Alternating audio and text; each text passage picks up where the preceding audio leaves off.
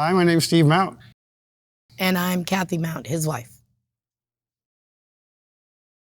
So I was an only child, and I was a daddy's girl, very much so. My mother and I never had a great relationship. She was very, very young when she got pregnant. She was 15. My dad was 20. They had no business being together, but here I am. Being I was the only child, I was very spoiled by him. I was a brat. But there was an odd balance to that. My mother was very distant, emotionally absent, and I like to call it under the cover abusive, because she would, hit me where you couldn't see it on my clothes. My dad was a very modest person. There was no way he was ever going to see bruises under my clothing. And so it was strange growing up when I was a kid, because I got very polar opposite behavior from my parents. My mother and father got a divorce when I was 9. I know it sounds strange, but I was super happy about it, because I was staying with my dad. My mother and I had no relationship. Didn't plan on having a relationship with me. Her and her boyfriend moved into a 1-bedroom apartment. I guess I wasn't going to come to visit. And then 30 days, literally 30 days after she moved out, he passed away. And my childhood is really split directly in half, with my dad being alive. And then after my father passed away, it was dramatically different, very different. To back up just a little bit, my dad was very dyslexic. He could not read and write, but he was an awesome mechanic. He was a savant, so to speak. So my Nana, his mom, was big on education. She was also, people on my mom's side of the family used to make fun of her and say she was a religious freak. And she would say, no, I have a vigorous relationship with Jesus Christ. I always remembered her saying that. And yes, I had to go to Sunday school every Sunday, no matter if I wanted to go or not. If I was not at her house on Saturday night getting the work over, because I was in the garage with my dad all the time. So Saturday night was horrible.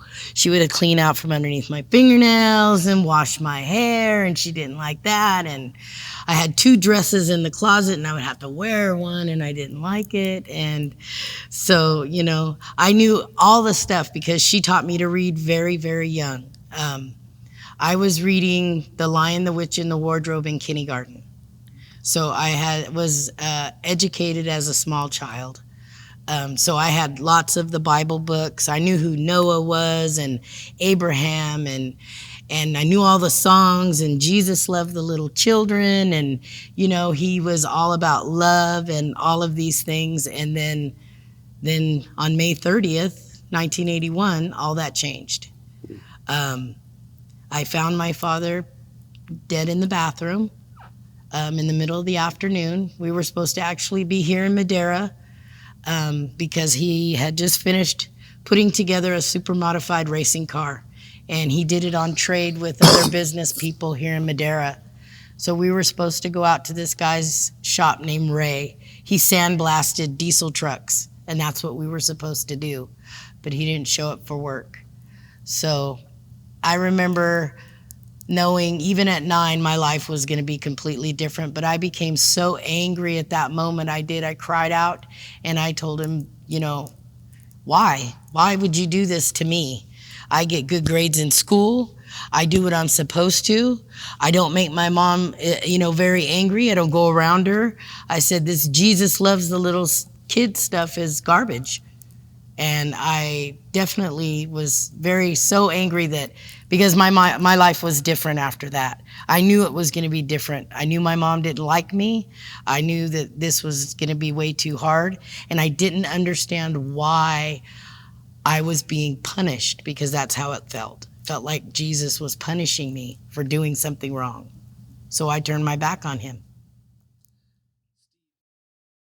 Yeah, born in Germany, moved here when I was 4. So, we went through that whole racial thing, being called Nazis and all that good fun stuff, and kraut and sauerkraut. And, I have 6 brothers, 1 sister. I'm number 5, so, I was pretty low on the pecking order, At 6, I learned early that going to church was someplace I could eat.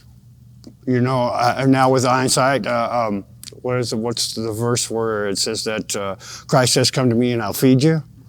I didn't know he meant that literally, okay, or spiritually. But now that I can look back at that, yes, and then at 10, I was placed into a foster home, which was also very struggling because I'm used to having my brothers and sisters around. It was really a troubling time, Maybe I was just tired of being that poor kid, and I wanted more from life and stuff, and it just wasn't coming fast enough, because by this time I'm already looking forward to being 18 and making my own rules, which that actually came pretty quick. By the time I was 18, I had my first son, and in my first long-term relationship, which things were really good at that time. I was going to work. I was kind of living my dream. I started my family. I went to work every day religiously. I paid the bills. Things were great, But somewhere in my 20s, I got introduced to drugs, So I became a functioning addict for a long time. I'd say by the time I hit 30, I was probably a full-blown addict. I would do anything for the drugs. I would compromise all my morals, all my beliefs, stealing, taking advantage of people, lying to people to get my way, using other people as excuses in life. It's because of them I'm having my shortfalls. So about 35, I'm in the Salvation Army program, and by this time, I had already built up so much resentment from my own wrongdoings, leaving my first wife and kids behind, stealing and stuff. All these things started weighing down on me, And when I was in the program, I learned about forgiveness. Not only forgiveness for others, but forgiveness, others to forgive me. But more than that I learned to forgive myself. Okay, because this was, with me, the key thing that was holding me back was that forgiveness for myself, because we are our worst critics, as the saying goes, and shortly after that, literally shortly after that, I had already been in so much trouble, I ended up having to do 1.5 years in prison. And when I got there, this is how funny God works, He gave me that lesson of forgiveness. For 6 months, solid, strong. I now land in prison. I'm going to do 1.5 year sentence. I land in this prison cell with nothing but the Bible in the cell. And, I got to read a lot more about forgiveness, because at that time, that was the keynote. When I was in the foster home, it was more of learning the stories and practicing memorizing verses, which I can't remember today. But I still remember what they said. Okay, so now at the end of my prison term, I'm a couple of months before getting out, all of a sudden this cloud just lifts off of me, and I'm waking up. This is after the haze of the addiction, Still understanding what God had taught me. I had gotten out of prison, and shortly after, about 1.5 months after I got out of prison, is when I met Cathy. I moved in with my mom and her boyfriend. They had actually been seeing each other while they lived in our house while my father was still alive. Strange, that only went on for a little while, but I was very familiar with who her new choice was. So after my father passes away, and I was shuffled around for a little while amongst the family members while my mom and him found a place to live. A lot of abuse started happening after that. About, I want to say 6 months.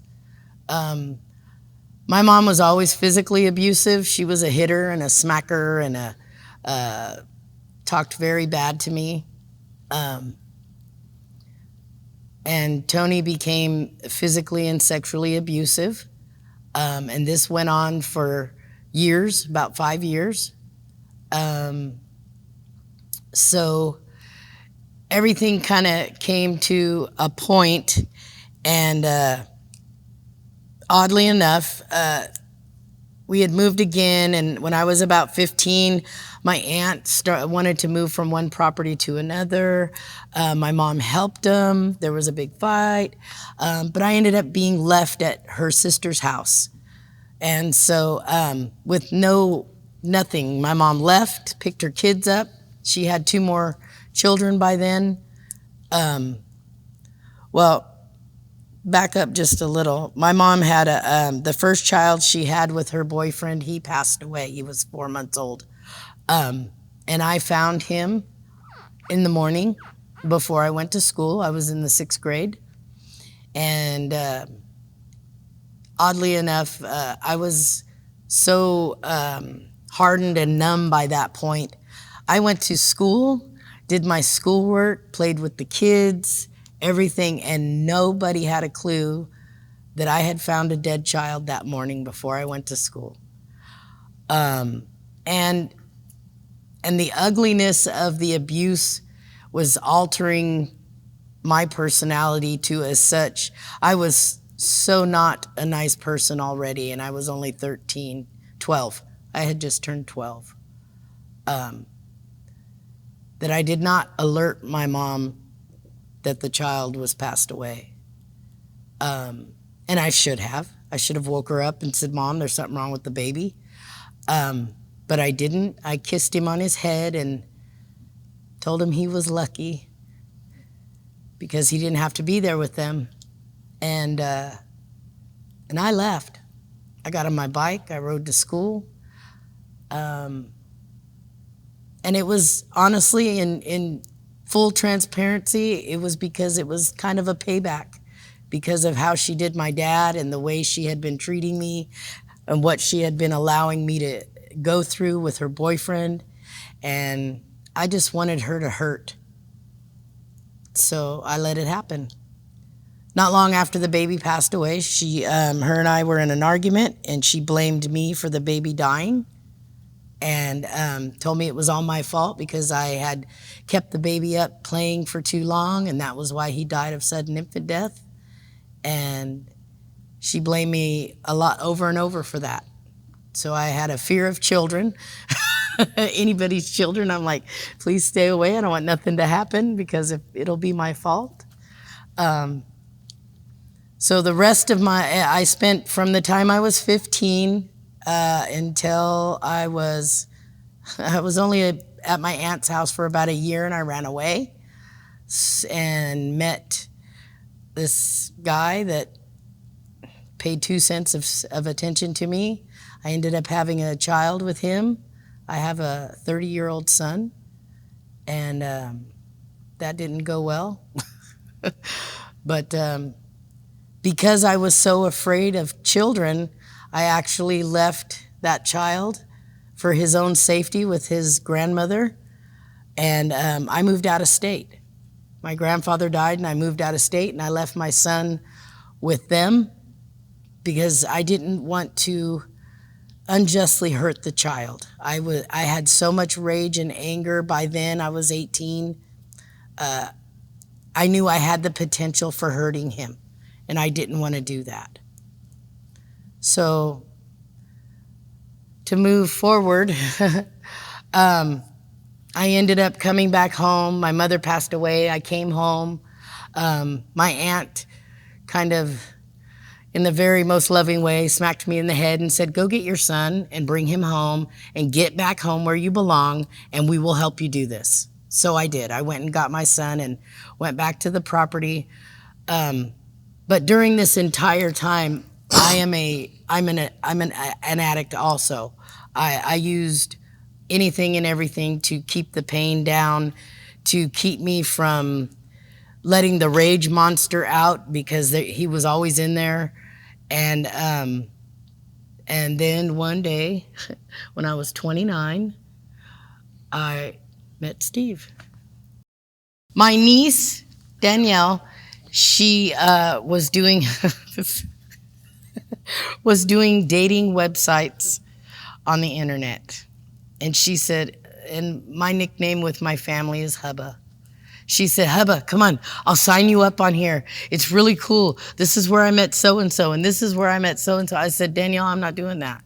I'm happy being by myself, because by that point I chose to be by myself, and I had been by myself for about 5 years.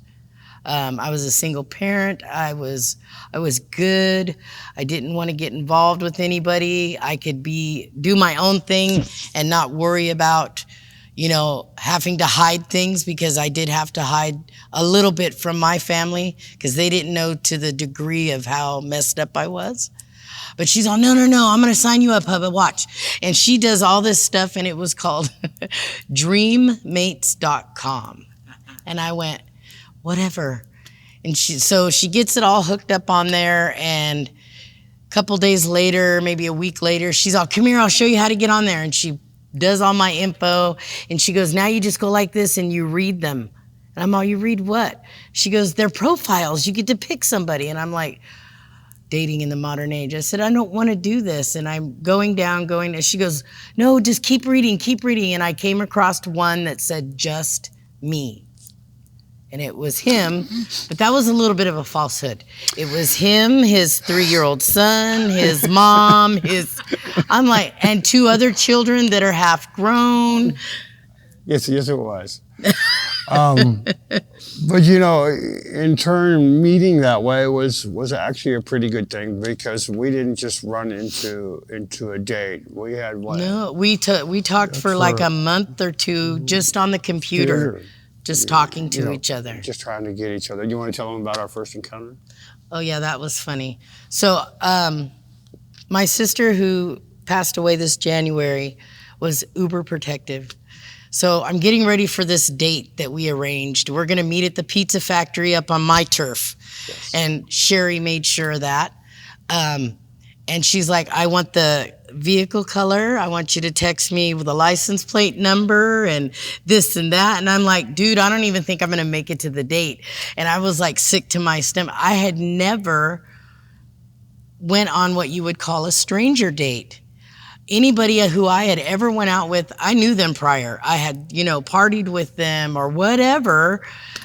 This was the first time ever doing this. And she's like, if you don't contact me in this amount of time, I'm going to go up to there. I'm going to do a drive-by of the pizza factory. I'm like, okay, whatever. And so I get there, and I'm sitting outside. They have benches in front of the pizza factory, and I see this guy get out of his little, very tall guy with very dark black hair, and he gets out of this little Mitsubishi pickup.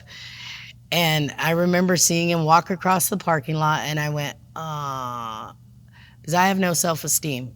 I went, he is never, this is it. We're going to meet, we're going to talk, and he's going to make an excuse. He's got to go. I just had no self-esteem.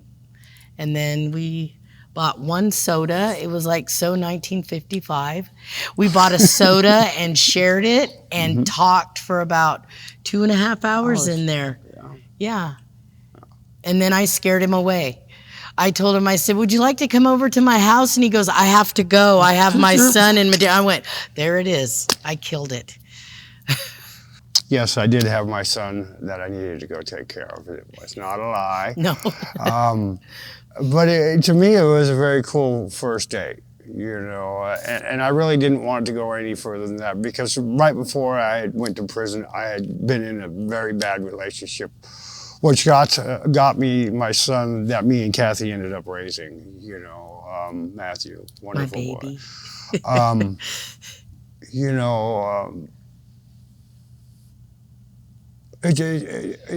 And we talked a lot more on the internet before our next encounter and stuff like that, and we ended up going camping together and stuff, which was cool. It was a cool night out too and stuff, and still more talking, and then eventually I did come up and stay the night. Yes. And I never left. Okay. Getting up to the marriage part was just a 6-month period. Okay. Yeah. We Apparently, married 6 months after we met. apparently we knew, but when we did discuss the marriage part of it, Cathy was very adamant about getting married in a church. Yeah. And then at this time, like I was saying, I was really good with God at the time and into the studies. And yes, I had learned that this is where we need to go for marriage in the first place. You know, so I was 100% on board with that, and that's where we went. For me, the way I view it after that, we had, I tell everybody that was the next 13 years were probably the most wonderful 13 years of my life, raising my son with her, growing together with her and stuff like that. And I wouldn't trade it for the world. But as they say, all good things come to an end. You know, this is about the time that Cathy's aunt passed away. My mom was having problems too. We eventually moved, physically. We eventually moved down to Madeira to take care of her, and that was 4 or 5 years of doing that with her. And then we were asked. I ended up sending my mom with my older brother Bob, and then the family asked me to move out of the house. And you have to picture this. I had hurt my back in that period, early on in that period. So going to a regular job wasn't something I could do. We were together 5 years on that Christmas when you said I can't walk. Yes. So we had only been married 5 years when his back went out. Yeah. I had been the provider after that. And that weighs on a guy big time. But back, jumping to the forward, after having my mom moved out, my family asked us to move out. I'm not able to provide for my family. You know, here we go. We come. This is some familiar turf for me. You know, I've been down the addiction road. I've been down to where life strips you of everything and takes it all. And this is where I brought the drugs home. Okay, and I could say for the next 5 years, it was nothing but chaos and mayhem, to the point that Cathy gave my son over to my daughter, and she took care of him for a couple of years, and thank God for that. You know, God will have many blessings for her. But this had also put mine and Cathy's relationship to the point of we're getting a divorce. You know, a lot of the circumstances when they were unfolding and stuff, I really didn't understand why. Because, like I said, that first 13 years was beautiful. I wouldn't trade them for the world. You know, and then to have all this coming, Cathy, and going to another relationship with another guy and stuff like that. You know, I never seen it coming.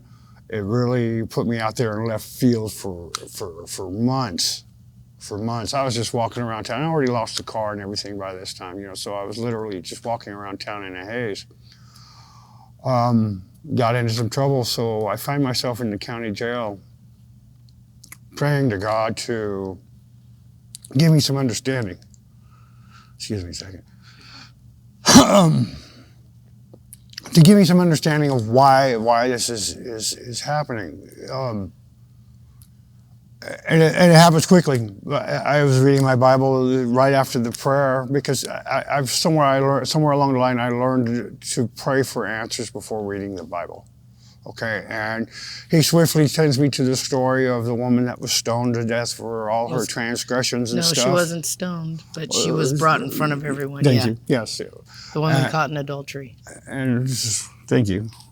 But yes, that's the story. Yes. Okay. But right before that, he gave me a message that said, not everything that you're going through is about you. Okay? And that was, wow. And then, I mean, the stories came back to back, and at the end of the story, he told me, and there's nothing that you can do to change it. He's showing me his will, his strength, his power, you know, and being a person that had already been down the streets and abused by the drugs and the people that are in that lifestyle, now I'm picturing Cathy having to go through that stuff, you know.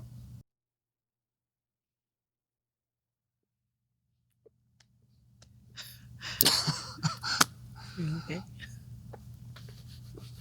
You want to pick up from there, Cathy? Sure. Yeah, it was very rough. During the time of taking care of his mom, I think he got a small glimpse of how I dealt with stuff because after a certain point, I didn't keep it hidden. I developed a very bad pill addiction while we were taking care of his mom. I was taking a lot of pills during the day, 25, 30 of them. I would just dump her pill bottle in my hand and take them and go back to taking care of her. And she did not have kind words.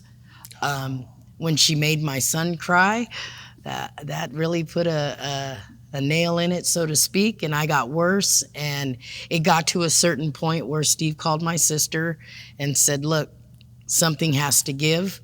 I can't keep up with Cathy and what she's doing. And I told him, I said, okay, fine. Give me a week. Let me go to my sister's and I'll dry out. And that'll be that. And so I left and went to my family's house, and I was there 4 days and the phone rang.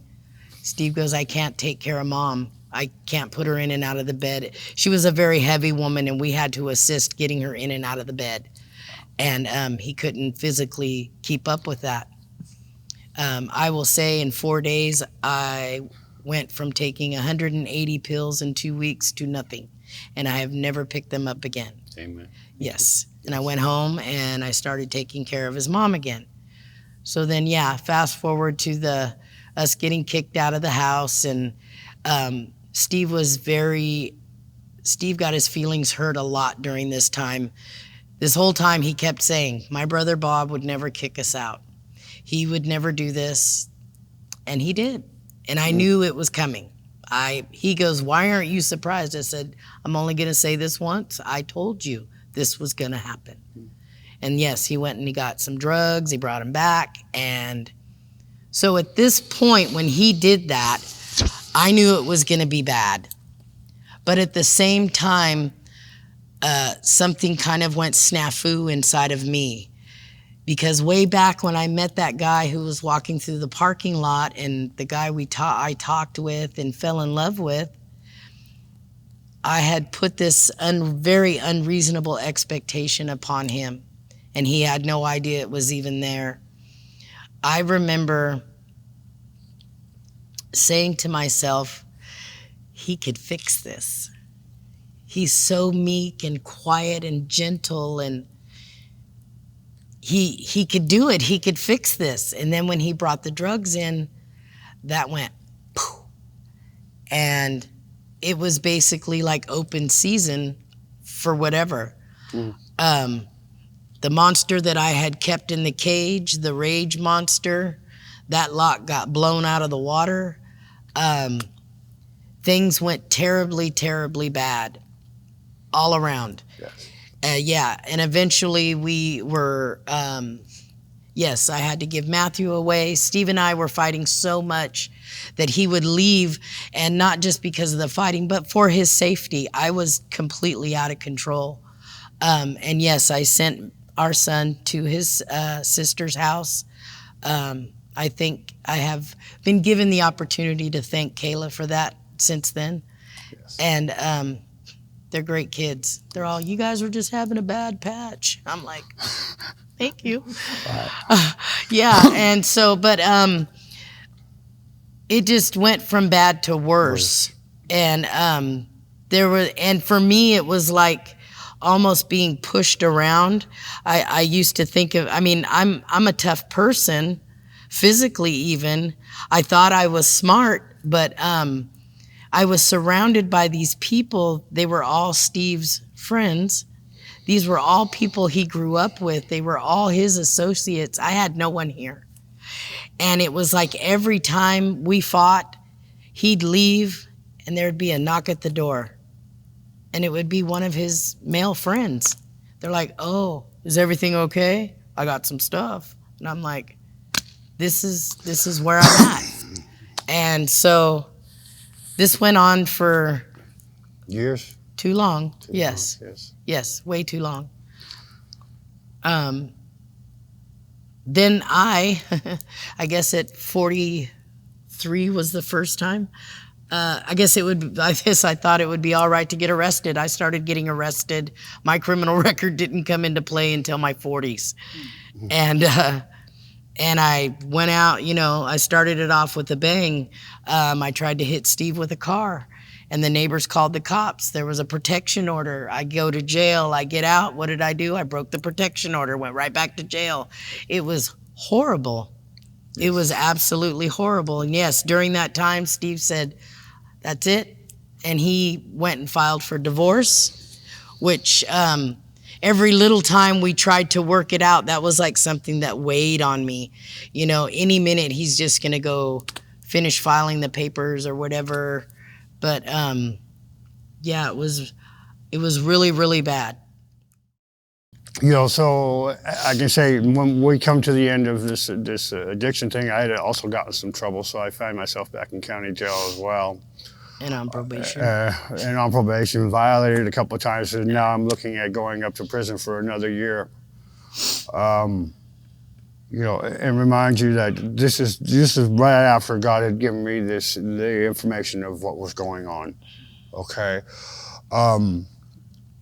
So when I get to prison, or right before I go to prison, me and Cathy had a moment where we were together. She had entered the mission program for. Well, first I got arrested. Yes, but then you ended up at the mission. Yeah. They were helping her out.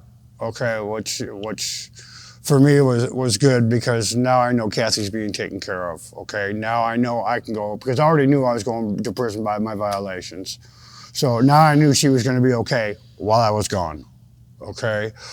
Which was a big relief for me when I was in prison, because at this time, something overtook me when I landed there. It says, here's the Bible, get into it. I figured by that point, I had been doing this wrong for 35 years. I needed help. I asked God for his help. So I did about almost 2 months. I got out clean, knew I wanted to stay clean, got into the mission. And then, there was this, I would go and I would walk to my probation appointment from the mission all the way down to the jail, and I would do my probation appointment, then visit with Steve in the county jail and all of this. And I could see, you were in the county jail for what, 3 months? 4 or 5, something like that. So, but he had been there for a little bit, and I went there one day to talk to him. This was my first hint that something was shifting. It was the very first time I had actually heard him say he was sorry.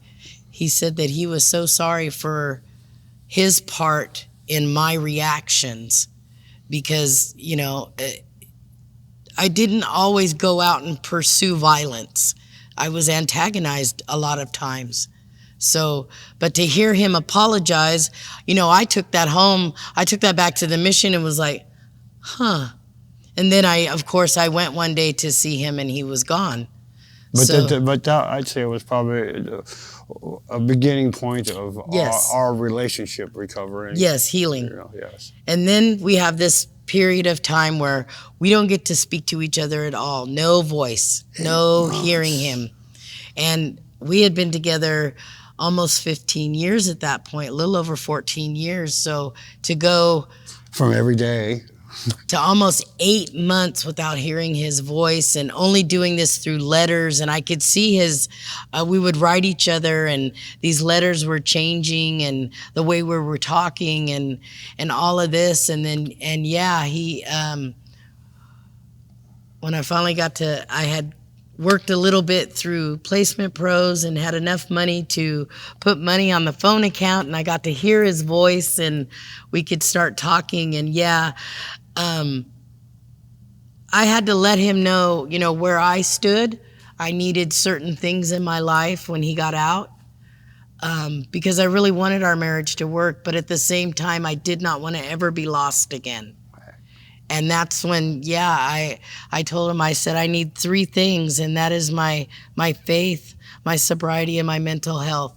I said the last 2 can be optional, but I have to have my faith. I am finding this is working.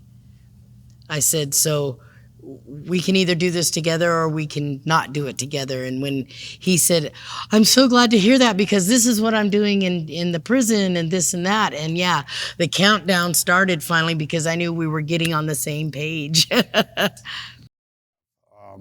And about coming out, I had faced all the normal things that a convict faces when getting out of prison. No place to stay, no job, and stuff like that. One, I'm not really proud to say this, when I first came home, I literally had to go live at the Connections house for about 6 months before things started happening the proper way. And in that 6 months, I got introduced here at the church and was simply just helping out. But You filled the empty seat. And yes, I eventually filled the empty seat as the maintenance man here, which was really big for me because when I was doing my studies in prison, I'm going to say Christ pointed it out to me several times: get into church and share my talents or my gifts. Okay, and I've already known for a long time that my gifts are my hands and my abilities with the things that I can do. And so that was God showing me that, follow me and I will take care of you. And I still stand firm with that, because this one little step by coming to the church and sharing my talents led to the job, which now led me to my full-time job as well. Because it's been one blessing after another since I've literally made the conscious choice to say, yes, Christ, you're going to come first. I'm going to let you lead by your example, and I'm going to go with that. Okay, and today, that has led me and Cathy into our ministries. It also, at the same time, when I was doing my recovery in Christ or with Christ, she was doing the same thing over here at the mission, and I see now how God's will was working us back together. Okay, she was getting her dose of Christ, I'm getting my dose of Christ, separate places, because he gave us actually the time to be apart to lick our wounds. I needed a time out. I was in prison, she was at the mission. We were both in a safe place. We both had, I was gone for almost a year and a half. Year and a half, yeah. So that gave us plenty of time to think about what had happened before we come back together. But as we come to get back together now here in church, like I said, my making the choice, job to job, and now it has led us to doing our ministry. Okay, which is wonderful, because not only am I enjoying that, but that it is a big part of recovery, giving back what you shared or what you have learned, But on the same token, as I'm doing the ministry with Cathy right now, Christ is also showing me the many other talents and gifts that I have. The gift to share and stuff like that with others. It's led me up to doing sponsorship with a couple of guys and stuff, and I have a lot of fun with that. It's not all downhill. Or maybe just fortunately I got 3 good guys. Okay. Those guys are really hungry for their sobriety as well, and I'm really happy to be their sponsor, to be able to show them that, hey, you don't have to become 50 years old and gray before you get it. There is a shortcut through it, and that shortcut, it just happens to be Jesus Christ. So I can say, just grab a hold of that Bible and do your reading, and come on, guys. At first, because in times past, when him and I would reconcile with each other, it would always, it never ended right, because we didn't have Jesus with us then. And I was just, that was the thing. I carried a lot of guilt over what I had done. Breaking our vows. The infidelity was something that weighed heavy, very heavy on me. And in all honesty, I still get upset over it sometimes, but he does not. He always says, it's the past, dear, just let it go. I'm like, okay, yeah. Forgiveness is, I think, the biggest blessing and lesson that I have learned through all of my reading and studying of the Word, and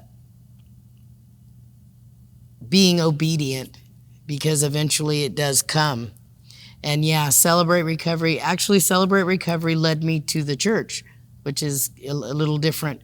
I came to Celebrate Recovery first for several months before I started coming to the church. I'll be honest, I was a little afraid to come to church. I didn't, I knew I was comfortable with the people at CR because they could relate. We were all kind of on the same ball field. But my view of the Christian person was a little askew because I kind of felt that they might look down upon me for my past, because I'm super transparent. You can ask me a question, I'll give you the answer. Whether it's to my detriment of what I've done or whatever. But I started coming here to Valley West and, what was it? Was it the IF gathering? I believe it was the IF gathering. We sat at a table and we had questions, and I started listening to the ladies talk, and I was like, okay. It may not be them, but it's their children, and they're going through it with them. And, they were a little more transparent. And then the tea party too. They made me go to a tea party. But the more I got to know the women, mostly the women, and Woven and those guys, they, found out these guys they have real problems too. Louis and Terry, their family, when they opened their doors up, they kind of adopted me in. They knew I wasn't crazy. I wasn't sure if anybody else did when I would talk about my husband who's away. But they saw me sitting in the same spot with an empty chair. With my name on it. With his name on it and the exact date he would be sitting in it. They were like, you really know the date, huh? I'm all, yeah, he's getting out October 1st. He'll be here October 7th, whether he likes it or not. But forgiveness has been this, it is super hard to forgive people, especially if they've already passed away. You don't get to have conversations. Unlike with Steve and I, we got to talk when he came out. Even before he came out, we were talking about it and working on the forgiveness in our marriage and things like that. But, people like my mom and her boyfriend and other people, that's a hard commodity to come by, if you want to use that turn of phrase. But when it comes, if you just let Holy Spirit do the work, he'll do the work if you're willing to stand there and walk through it. He will give you so much. He will give you way more than just a nugget of something. He will give you the whole boulder if you're willing to go after it. And that's what I needed. I needed the boulder. I needed to be able to forgive these people in my life, because I am now in a position where I stand in front of others and teach forgiveness and teach them these things. And the last thing I want to do is be a false teacher. I don't want to be up there looking like a hypocrite. I can't. My personality will not let me. Right. And it gives you this whole new look on life. And Holy Spirit, if you keep asking, he'll give you even a whole new, for the first time, I'm approaching 50, and I am finally I'm developing a love for my mom that I never had. My aunt used to tell me, she's the only mom you're ever going to have. I'm all, yeah, but she's horrible. Yeah, well, she's still the only one you got. And Holy Spirit has given me this whole different perspective of her. I don't know what I would have done at 15, getting pregnant and rejected by my parents and said, you made your bed, you're going to lie in it. So now go live and move, marry a man that you barely know. He's got a job. He's going to take care of you. Do this. Because I'm going to take care of one of your brother, because, he's a screw up and he's going to go to prison. So you just go do this. I got to take care of that. I don't know how I would have reacted. I probably would have done the same thing my mom did and reject the one thing that changed her life. And that's exactly what she did. She rejected me because they rejected her, because they had other things. Holy Spirit said, look where the snowball begins, not where it ended. you know, and I find myself caring and having empathy for my mom. Tony, he's given me forgiveness with. I don't know about a different perspective yet. That's something I'm still working on. I don't know a lot about his past, but he's given me the biggest part. I can forgive him, and I have. And I tell you, the blessing of being able to go to sleep at night and sleep to the point where my husband says, "Is she okay sleeping? Are you alive over there?" Is a wonderful thing. And yes, being able to, the Lord knew what he was doing. He was getting all these things lined up for me, the forgiveness and all of these different things, because I was thrown a curveball in January. And I just don't think I could have made it through right to this point when I found out my sister passed away. And you know what? I still have joy in my heart. I still wake up with a smile on my face. Sometimes it's through tears because I miss her. But he has given me this strength through the forgiveness and given me the ability to go through this with much better ease, much better grace than I ever dealt with anything before.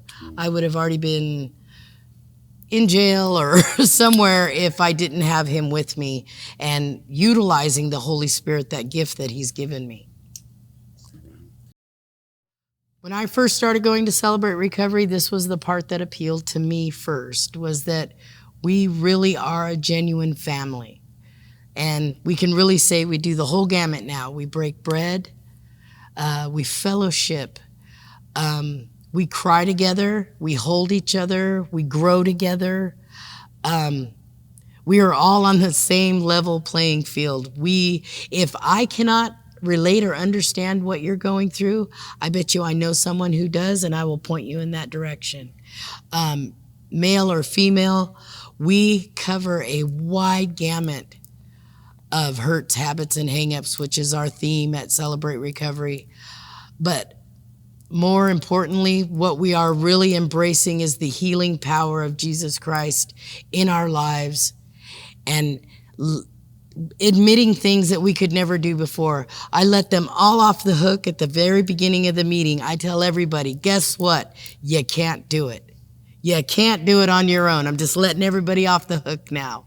You can't do it on your own. We've got to have Jesus Christ as our centerpiece, as our focal point.